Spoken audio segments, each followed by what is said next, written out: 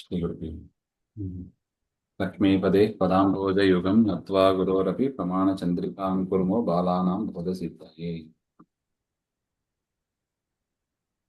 ವ್ಯಾಪ್ತಿಯ ಲಕ್ಷಣ ನೋಡ್ತಾ ಇದ್ದೀವಿ. ಕೇವಲಾನ್ವಯಿ ಅದಾಗಿದೆ. ಇದು ಕೇವಲ ವ್ಯತಿರೇಕಿ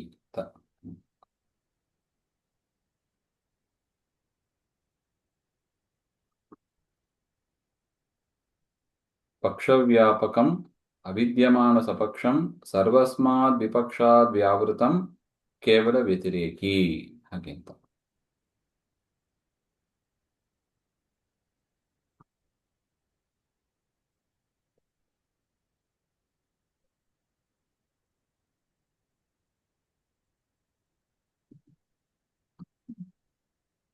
ಪಕ್ಷವ್ಯಾಪಕಂ ಅವಿದ್ಯಮಾನ ಸಪಕ್ಷಂ ಸರ್ವಸ್ಮಾತ್ ವಿಪಕ್ಷಾದ್ ವ್ಯಾವೃತಂ ಕೇವಲ ವ್ಯತಿರೇಕಿ.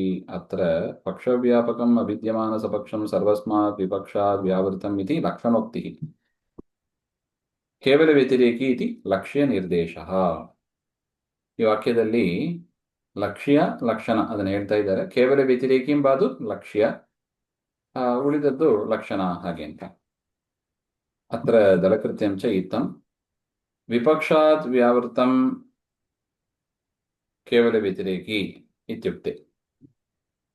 ಅಂದ್ರೆ ವಿಪಕ್ಷಾದ್ ವ್ಯಾವೃತಂ ಕೇವಲ ವ್ಯತಿರೇಕಿ ಇತ್ಯುಕ್ತೆ ಪರ್ವತೋ ಅಗ್ನಿಮಾನ್ ಪರ್ವತತ್ವಾದ್ ಇತ್ಯಾದಿ ವ್ಯಭಿಚಾರಿಣಿ ಅತಿವ್ಯಾಪ್ತಿ ತದ್ವಾರಣಾಯ ಸರ್ವಸ್ಮಾತ್ ಇತಿ ಹಾಗೆಂತ ಕೊಟ್ಟಿದ್ದಾರೆ.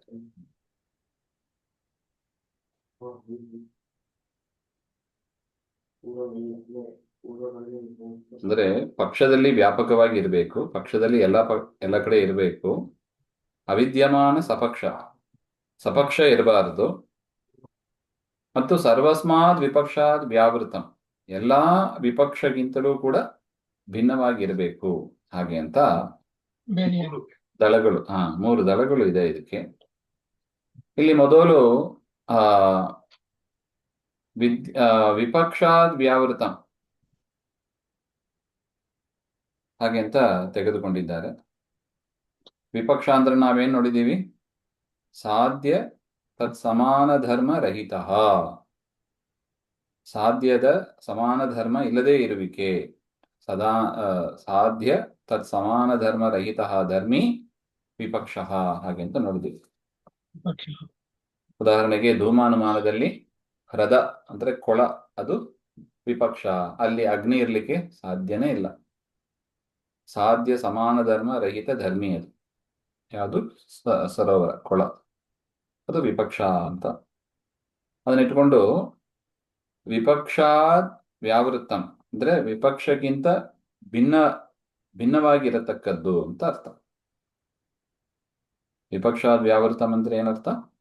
ವಿಪಕ್ಷದಿಂದ ಭಿನ್ನವಾದದ್ದು, ಬೇರೆಯಾಗಿರತಕ್ಕದ್ದು. ಅಷ್ಟು ನಾವು ಕೇವಲ ವ್ಯತಿರೇಕಿ ಹಾಗೆ ಅಂತ ಹೇಳಿದ್ರೆ. ಸಾಮಾನ್ಯವಾಗಿ ಕೇವಲ ವ್ಯತಿರೇಕಿ ಅಂದ್ರೆ ನಾವು ಹಿಂದೆ ನೋಡಿದೀವಿ ಅದನ್ನು ಕೂಡ.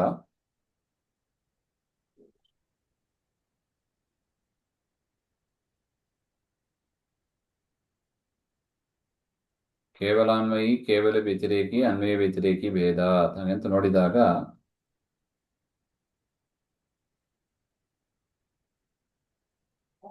ನೋಡಿ, ಕೇವಲ ವ್ಯತಿರೇಕಿ ನಾವೇನ್ ನೋಡಿದ್ದು? ಸರ್ವಜ್ಞತ್ವ ಸರ್ವಕರ್ತೃತ್ವ ಹಾಗೆ ಅಂತ. ಯತ್ರ ಸರ್ವಜ್ಞತ್ವ ಅಭಾವ ತತ್ರ ಸರ್ವಕರ್ತೃತ್ವ ಅಭಾವ. ಯತ್ರ ಸರ್ವಜ್ಞತ್ವ ಅಭಾವ, ಎಲ್ಲಿ ಸರ್ವಜ್ಞತ್ವದ ಅಭಾವ ಇದೆಯೋ ಅಂದ್ರೆ ಸರ್ವಜ್ಞತ್ವ ಇಲ್ಲವೋ ಅಲ್ಲಿ ಸರ್ವಕರ್ತೃತ್ವ ಅಭಾವ, ಸರ್ವಕರ್ತೃತ್ವವೂ ಇಲ್ಲ. ಇದು ವ್ಯತಿರೇಕವಾಗಿ ಹೇಳೋದು ಅಂತ.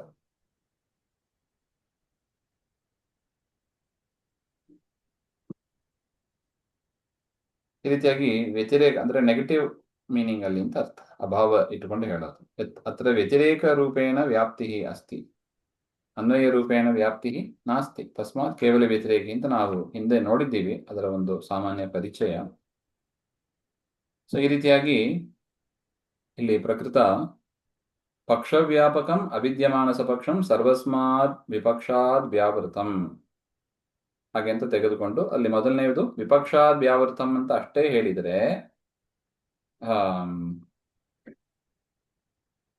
ಸರ್ವಸ್ಮಾತ್ ಇಲ್ಲ, ಸರ್ವಸ್ಮಾತ್ ಅಂತ ಸೇರಿಸದೆ ಕೇವಲ ವಿಪಕ್ಷ ಅಂದ್ರೆ ವಿಪಕ್ಷದಿಂದ ಭಿನ್ನವಾದದ್ದು ಅಂತ ಅಷ್ಟೇ ಹೇಳಿದರೆ ಆ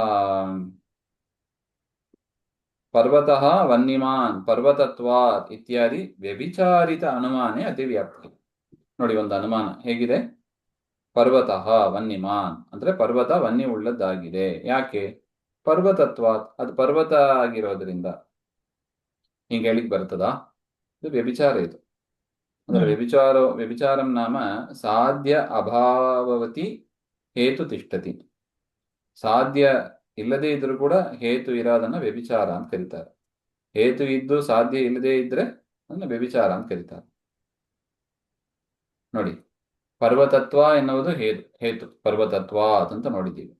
ಸಾಧ್ಯ ಯಾವುದು? ಅಗ್ನಿ.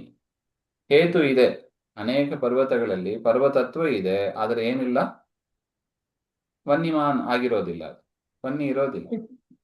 ಸೊ ಅದರಿಂದ ಈ ಹೇತು ಏನಾಯ್ತು? ವ್ಯಭಿಚರಿತವಾಯಿತು. ಹೇತು ಇದ್ರೂ ಸಾಧ್ಯ ಇಲ್ಲದೆ ಹೋದರೆ ವ್ಯಭಿಚಾರ ದೋಷ ಅಂತ ಕರೀತಾರೆ ಅದನ್ನ. ಅರ್ಥ ಆಗಿದೆಯಾ? ಈ ಒಂದು ಅನುಮಾನದಲ್ಲಿ ಅತಿವ್ಯಾಪ್ತಿ ದೋಷ ಬಂತು. ಯಾಕೆ?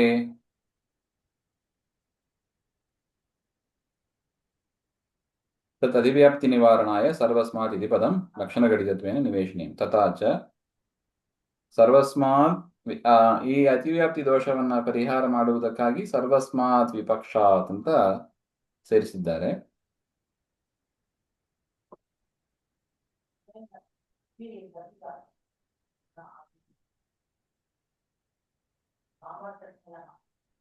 ಅಂದ್ರೆ ಸಾಮಾನ್ಯವಾಗಿ ನಾವು ಲಕ್ಷಣಗಳನ್ನು ಹೇಳುವಾಗ ಅದರಲ್ಲಿ ದೋಷಗಳು ಇರುವ ಕಡೆ ಅತಿವ್ಯಾಪ್ತಿ ಮುಂತಾದ ದೋಷಗಳು ಬರಬಾರದು.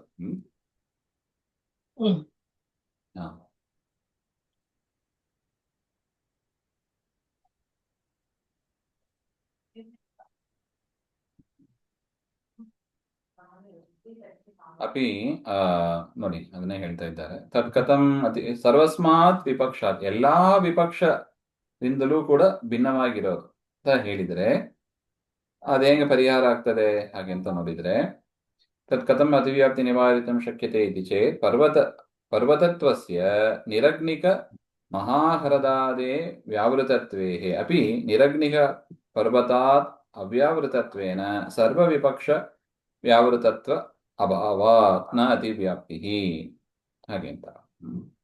ಅಂದ್ರೆ ನೋಡಿ, ಪರ್ವತತ್ವ ಎಲ್ಲಿದೆ? ನಿರಗ್ನಿಕವಾದ ಮಹಾಹೃದೇಹೇ ವ್ಯಾವೃತತ್ವೇ ಅಪಿ. ಅಗ್ನಿ ಇಲ್ಲದೆ ಇರುವ ಮಹಾಹೃದ ವಿಪಕ್ಷ ಅಂದ್ರೆ ನಾವು ಅದನ್ನೇ ನೋಡಿದ್ದು, ಮಹಾಹೃದ ಹಾಗೆ ಅಂತ. ಆ ಮಹಾಹೃದಕ್ಕಿಂತ ಭಿನ್ನವಾಗಿದೆ. ಸೊ ವಿಪಕ್ಷದಿಂದ ವ್ಯಾವೃತವಾಗಿದೆ.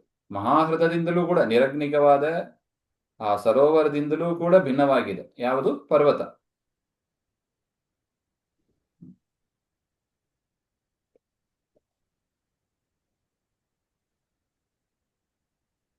ವ್ಯಾವೃತತ್ವೇಪಿ ನಿರಗ್ನಿಕ ಪರ್ವತಾತ್ ಅವ್ಯಾವೃತತ್ವೇನ. ಆದರೆ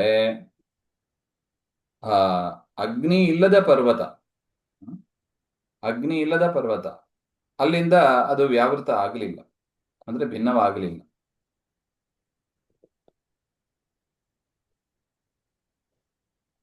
ಸೊ ಅದರಿಂದ ಸರ್ವ ವಿಪಕ್ಷ ವ್ಯಾವೃತತ್ವ ಅಭಾವಾತ್, ಅದರಿಂದ ಸರ್ವಪದ ಸೇರಿಸಿದ್ರೆ ಎಲ್ಲಾ ವಿಪಕ್ಷದಿಂದಲೂ, ಬರೀ ಮಹಾಹೃದ ಮಾತ್ರ ಇಲ್ಲ, ಮಹಾಹೃದದಿಂದ ಭಿನ್ನವಾದದ್ದು ಅಂತ ಅಷ್ಟೇ ಅಲ್ಲ, ಸರ್ವಸ್ಮಾತ್ ವಿಪಕ್ಷ ವ್ಯಾವೃತ ಅಂದ್ರೆ ಅಗ್ನಿ ಇಲ್ಲದ ಪರ್ವತ, ಅದರಿಂದಲೂ ಕೂಡ ನಾವು ಅದನ್ನ ಹೊರತುಪಡಿಸಬೇಕಾಗಿದೆ. ಅದರಿಂದ ಸರ್ವಸ್ಮಾತ್ ಅಂತ ಸೇರಿಸಿದ್ರೆ ನಿರಗ್ನಿಕವಾದ ಎಲ್ಲಾ ಕಡೆನೂ ಎಲ್ಲಾ ಪರ್ವತವನ್ನು ಇಟ್ಕೋಬೇಕು ಅಂತ ಬರುತ್ತದೆ.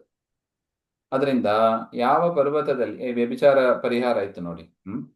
ಹೇಗೆ ಪರಿಹಾರ ಆಯ್ತು ವ್ಯಭಿಚಾರ? ನೋಡಿ, ಯಾವುದು ವ್ಯಭಿಚಾರ ಹನುಮಾನ ನೋಡಿದ್ದು ನಾವು? ಪರ್ವತಃ ವನ್ಯಮಾನ್ ಪರ್ವತತ್ವಾತ್ ಅಂತ ನೋಡಿದ್ದೀವಿ. ಸೊ ಅದರಿಂದ ಪರ್ವತದಲ್ಲಿ ವನ್ಯ ಇದೆಯೋ ಇಲ್ಲವೋ ಅದು ಗೊತ್ತಾಗೋದಿಲ್ಲ. ಅದರಿಂದ ಈ ಸರ್ವಸ್ಮಾತ್ ಅಂತ ಎಲ್ಲಾ ವಿಪಕ್ಷವನ್ನು ಅಂತ ಸೇರಿಸಿಬಿಟ್ರೆ ನಿರಗ್ನಿಕವಾದ ಎಲ್ಲ ಪರ್ವತವು ಬರುತ್ತದೆ. ಅದರಿಂದ ಅತಿವ್ಯಾಪ್ತಿ ದೋಷ ಪರಿಹಾರ ಆಗ್ತದೆ ಹಾಗೆ ಅಂತ.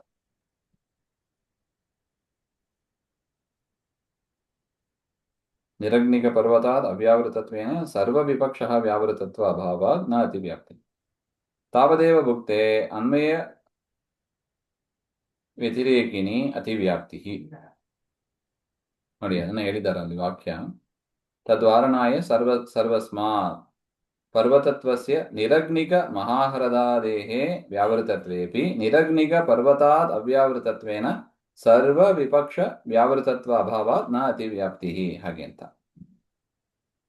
ಇಷ್ಟು ಬಂದು ಅವರು ಸರ್ವಸ್ಮಾತ್ ವಿಪಕ್ಷಾತ್ ವ್ಯಾವೃತಂ ಹಾಗೆಂಬುದನ್ನ ಸಮರ್ಥನೆ ಮಾಡಿದ್ದಾರೆ. ಇನ್ನು ಅನ್ವಯ ವ್ಯತಿರೇಕಿನಿ ಅತಿವ್ಯಾಪ್ತಿ ಅಂತ ಬರುತ್ತೆ. ತತ್ಪರಿಹಾರಾಯ ಅವಿದ್ಯಮಾನ ಸಪಕ್ಷಂ ಅಂತ ಇನ್ನೊಂದು ದಳವನ್ನ ಸೇರಿಸ್ತಾರೆ. ಆ ವಿಚಾರ ಮತ್ತೆ ನೋಡೋಣ. ಶ್ರೀಮಧ್ವಾಂತರ್ಗತ ಶ್ರೀ ಕೃಷ್ಣ ಶ್ರೀ ಹರೇ